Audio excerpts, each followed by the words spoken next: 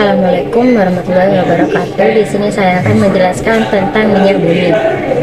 Minyak bumi juga disebut minyak mentah atau petroleum. Sering dijuluki sebagai emas hitam. Adalah cairan kental berwarna coklat pekat atau gelap atau kehijauan yang mudah terbakar yang berada di lapisan atas dari beberapa area di kerak bumi. Pengolahan minyak bumi tahap pertama. Pengolahan minyak bumi tahap pertama dilakukan dengan distilasi bertingkat, yaitu proses distilasi berulang-ulang sehingga didapatkan berbagai macam hasil berdasarkan perbedaan titiknya. Hasil pada proses distilasi bertingkat ini meliputi fraksi pertama menghasilkan gas yang pada akhirnya dicairkan kembali dan dikenal dengan nama LPG.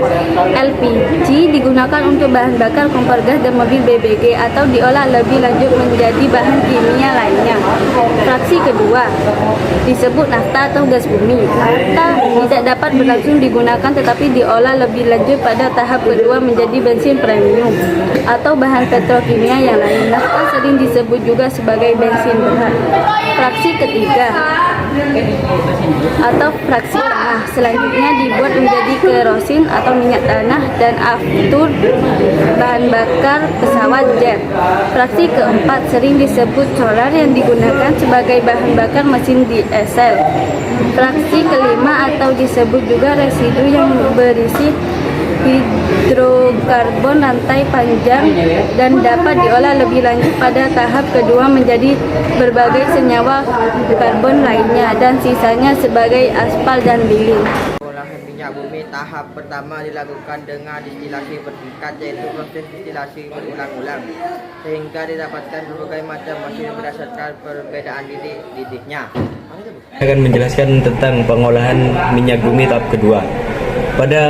Pada pengolahan minyak bumi tahap kedua dilakukan berbagai proses lanjutan dari hasil penyulingan pada tahap pertama. Proses-proses tersebut meliputi yang pertama, perengkahan. Pada proses perengkahan dilakukan perubahan struktur kimia senyawa-senyawa hidrokarbon yang meliputi pemecahan rantai alkilasi, polimerisasi, reformasi, dan isomerisasi. Yang pertama, proses ekstraksi. Pembersihan produk dengan menggunakan pelarut sehingga didapatkan hasil lebih banyak dengan mutu lebih baik. Yang kedua, proses kristalisasi. Proses pemisahan produk melalui perbedaan titik cairnya. Misalnya dari pemurnian solar melalui proses pendinginan, penekanan, dan penyaringan akan diperoleh produk sampingan lilin.